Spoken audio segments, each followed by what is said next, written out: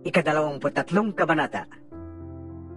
Tumindig ang buong Sanhedrin at dinala si Jesus kay Pilato. Siya ay pinaratangan nila ng ganito. Napatunayan po namin na sinusursulan ng taong ito ang aming mga kababayan upang maghimagsik. Ang mga tao ay pinagbabawalan niya magbayad ng buwis sa emperador. At nagpapanggap pa siyang siya raw ang Mesyas, isang hari. Tinanong siya ni Pilato, Ikaw nga ba ang hari ng mga Hudyo? Kayo na ang nagsasabi. tugon ni Jesus. Sinabi ni Pilato sa mga punong pari ng mga Hudyo at sa mga tao, Wala akong makitang kasalanan sa taong ito. ngunit mapilit sila at ang wika. Sa pamamagitan ng kanyang mga turo, ay inuudyo kanyang maghimagsik ang buong taga-Judea. Nagsimula siya sa Galilea, at ngayon narito na. Nang marinig ito ni Pilato, itinanong niya kung si Jesus ay taga-Galilea nga. At nang malaman niyang si Jesus ay sakop ni Haring Herodes, ipinadala niya si Jesus kay Herodes, na nagkataon namang nasa Jerusalem ng mga araw na iyon. Tuwang-tuwa si Herodes nang makita niya si Jesus. Matagal na niyang ibig makita ito, sapagkat marami na siyang nabalitaan tungkol dito. Umaasa si Herodes na gagawa si Jesus ng ilang himala at ibig niyang makita yon. Marami siyang itinanong kay Jesus, ngunit hindi ito sumagot kahit kaunti. Samantala, ang mga punong pari naman at ang mga tagapagturo ng kautusan ay nakatayo doon at walang tigil ng kapaparatang kay Jesus. Dahil dito, siya'y hinama at tinuya ni Herodes at ng mga kawal nito. Siya'y sinuotan nila ng maringal na damit at ipinabalik kay Pilato. At ng araw ding iyon, naging magkaibigan sina Herodes at Pilato na dati magkagalit. Ipinatawag ni Pilato ang mga punong pari, ang mga pinuno ng bayan at ang mga tao. Sinabi niya sa kanila, Isinakdal niyo sa akin ang taong ito sa kasalanang panunulusor sa mga taong bayan na maghimagsik. Siniyasat ko siya sa harap niyo at napatunayan kong walang katotohanan ang mga paratang niyo sa kanya. Gayon din si Herodes. Kaya ipinabalik niya sa atin si Jesus. Hindi siya dapat hatulan ng kamatayan. Wala siyang kasalanan. Ipahahagupit ko na lamang siya at pagkatapos ay aking palalayain. subalit sabay-sabay na sumigaw ang madla. Patayin ang taong yan! Palayain si Barabas! Si Barabas ay nabilanggo dahil sa paghihimagsik na nangyari sa lungsod at dahil din sa salang pagpatay. Sa pagnanais na mapalaya si Jesus, minsan pang nagsalita sa kanila si Pilato. Ngunit sumigaw ang mga tao. Ipako sa krus! Ipako siya sa krus! Ikatlong ulit na sinabi sa kanila ni Pilato. Bakit? Ano ba ang ginawa niyang masama? Wala akong makitang dahilan upang siya'y ipapatay. Ipahahagupit ko na lamang siya at pagkatapos ay palalayain. Ngunit lalo nilang ipinagsigawan na si Jesus ay dapat ipako sa krus. Nanaig ang kanilang sigaw, kaya't ipinasya ni Pilato na pagbigyan ang kanilang kahilingan. Pinalaya niya ang taong nabilanggo dahil sa paghimagsik at pagpatay. At ibinigay niya si Jesus sa kanila upang gawin ang kanilang kagustuhan. Si Jesus ay dinala ng mga kawal. Nasa lubong nila sa daan si Simon na taga Sirene, na noon ay galing sa bukid. Siya ay pinigil nila at ipinapasan sa kanya ang krus kasunod ni Jesus. Sinusundan si Jesus ng maraming tao, kabilang ang ilang babaeng nananaghoy at tumatangis dahil sa kanya. Nilingon sila ni Jesus at sinabi, Mga kababaihan ng Jerusalem, huwag ninyo akong tangisan. Ang tangisan ninyo ay ang inyong sarili at ang inyong mga anak. Tandaan ninyo, darating ang mga araw na sasabihin nila, mapahalat ang mga baog, ang mga sinapupunang hindi nagdalang tao, at ang mga dibdib na hindi nagpasuso. Sa mga araw na iyon, sasabihin ng mga tao sa mga bundok, tumuho kayo sa amin, at sa mga burol, tabunan ninyo kami, sapagkat kung ganito ang ginagawa sa kahoy na sariwa, ano naman kaya mangyayari kung ito'y tuyo na May dalawa pang kriminal na inilabas ang mga kawal upang patayin kasama ni Jesus. Nang dumating sila sa isang bundok na tinatawag na Bungo, ipinako nila sa krus si Jesus. Ipinako rin ang dalawang kriminal, isa sa kanyang kanan at isa sa kaliwa. Sinabi ni Jesus, Ama, patawarin mo sila sapagkat hindi nila nalalaman ang kanilang ginagawa. Pinaghati-hatian ng mga kawal ang damit ni Jesus. Sila'y nagpalabulutan upang malaman kung kani-kanino mapupunta ang bawat kasuotan niya. Ang mga tao na may nakatayo roon at nanonood habang si Jesus ay nililibak ng mga pinuno ng bayan. Iniligtas niya ang iba. Iligtas niya ngayon ang kanyang sarili kung siya nga ang Mesyas na hinihirang ng Diyos. Sabi nila. Nilibak din siya ng mga kawal. Nilapitan siya ng isa at inalok ng maasim na anak kasabay ng ganitong panunuya. Kung ikaw nga ang hari ng mga Hudyo, iligtas mo ang iyong sarili. Isinulat nila sa kanyang ulunan, ito ang hari ng mga Hudyo. Tinuyari siya ng isa sa mga salaring nakabitin sa tabi niya. Hindi ba ikaw ang Mesyas? Ligtas mo ang iyong sarili at pati na rin kami. Ngunit pinagsabihan siya ng kanyang kasama. Wala ka na bang takot sa Diyos? Ikaw may pinaparusahan katulad niya. Tama lamang na tayo parusahan ng ganito. Dahil sa ating mga ginawa. Ngunit ang taong ito'y walang ginawang masama. At sinabi niya, Jesus, alalahanin mo ako kapag naghahari ka na. Sumagot si Jesus. Sinasabi ko sa iyo, ngayon din ay isasama kita sa paraiso.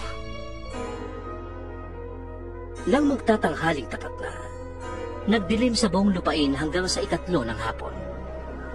Nawalan ng liwanag ang araw at ang tabing ng templo'y napunit sa gitna. Sumigaw ng malakas si Jesus.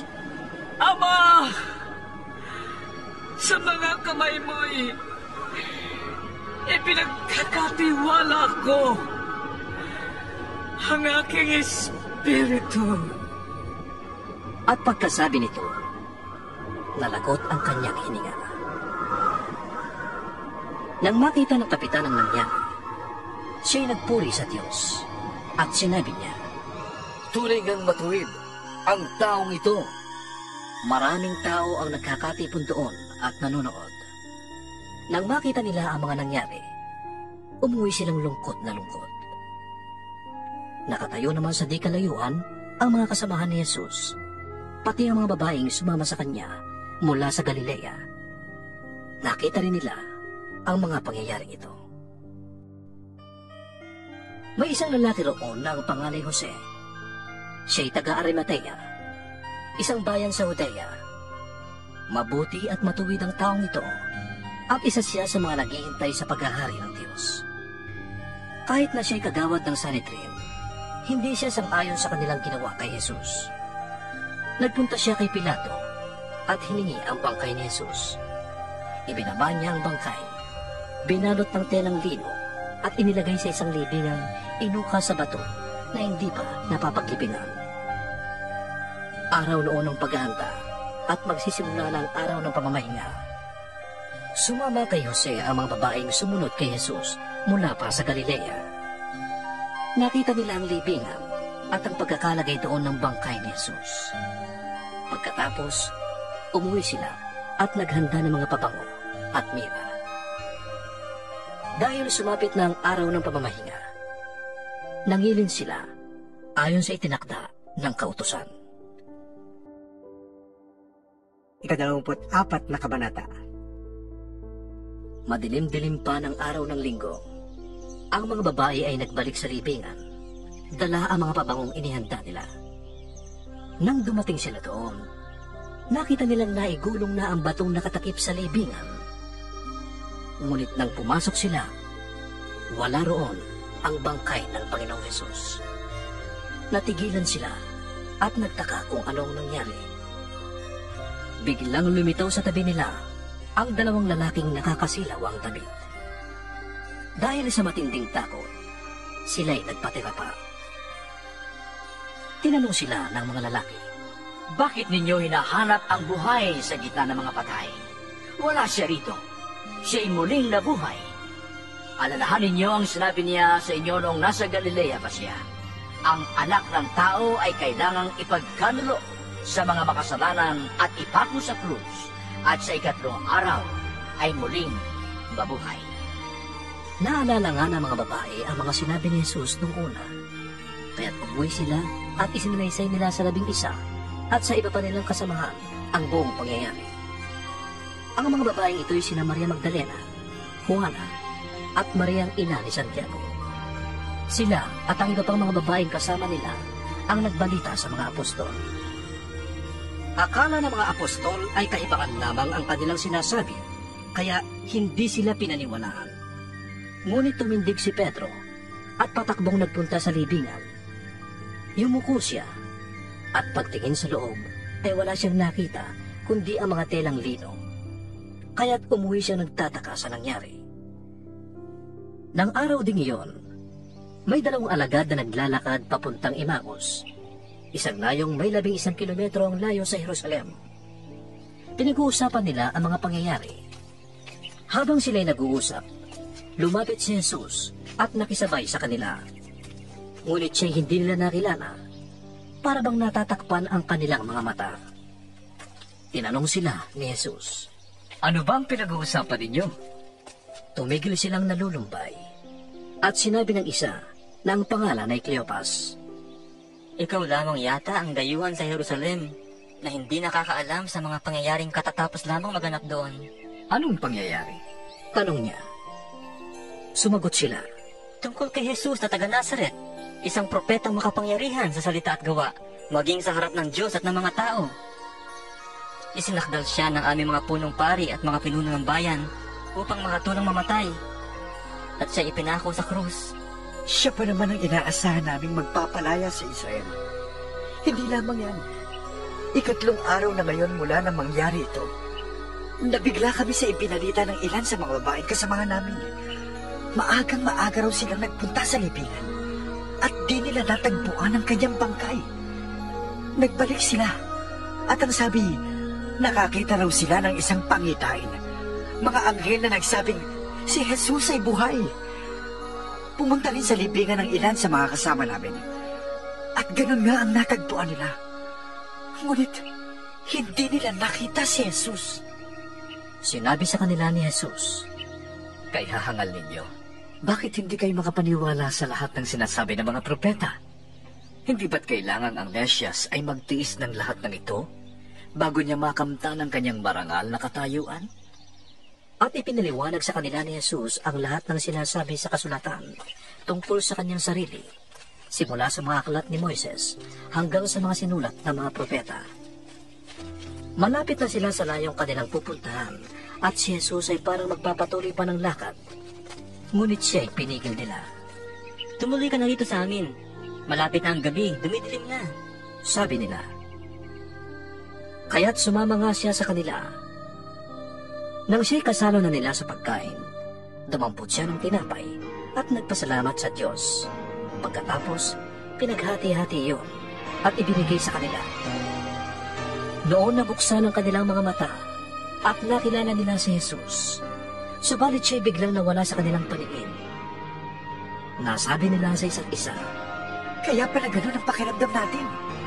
Habang tayo kinakausap niya sa daan at ipinapaliwanag ang mga kasulatan. agad silang tumindig at nagbalik sa Jerusalem. Naratnan nilang nagkatatipon doon ang 11 at ang ibang kasamahan nila. Sinabi ng mga ito sa dalawa, Totoo nga palang muling nabuhay ang Panginoon. Nagpakita siya kay Simon. at isinalaysay naman ng dalawa ang nangyari sa daan at kung paano nila nakilala si Jesus nang paghati-hatiin ito ang tinapay. Habang pinag-uusapan nila ito, Tumayo si Jesus sa gitna nila. Sumainyo ang kapayapaan. Sabi niya sa kanila. Natigilan sila at natakot sapagkat ang akala nila ay multo ang kaharap nila. Kaya't sinabi ni Jesus, Bakit kayo natitigilan? Bakit kayo nag-aalinlangan? Tingnan ninyo ang aking mga kamay at paa. Ako nga ito. Hawakan ninyo ako at pagmasdan. Ang multo ay walang laman at buto, ngunit ako'y mayroon, tulad ng nakikita ninyo. Habang sinasabi niya ito, ipinapakita niya sa kanila ang kanyang mga kamay at mga paa. Parang hindi pa rin sila makapaniwala sa laki ng galak at pagkamangha, kaya't tinanong sila ni Jesus. May pagkain ba kayo riyan? Siya ay binigyan nila ng isang hiwa ng isdang inihaw. Kinuha niya ito at kinain sa harap nila. Pagkatapos, sinabi niya sa kanila, Ito ang tinutukoy ko nang sabihin ko sa inyo noong kasakasama pa ninyo ko. Dapat matupad ang lahat ng nasusulat tungkol sa akin sa kautusan ni Moises at sa aklat ng mga propeta at sa aklat ng mga awit. Binuksan niya ang kanilang pag-iisip upang maunawaan nila ang mga kasulatan. Sinabi niya sa kanila, Ganito ang nasusulat.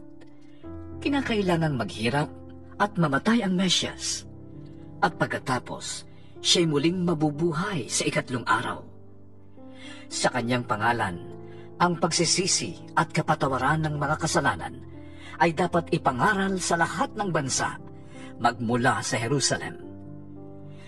Kayo ang mga saksi sa mga bagay na ito. Tandaan ninyo, isusugo ko sa inyo ang ipinangako ng aking Ama. Kaya't huwag kayong aalis sa Jerusalem hanggat hindi kayo napagkakalooban ng kapangyarihang mula sa itaas.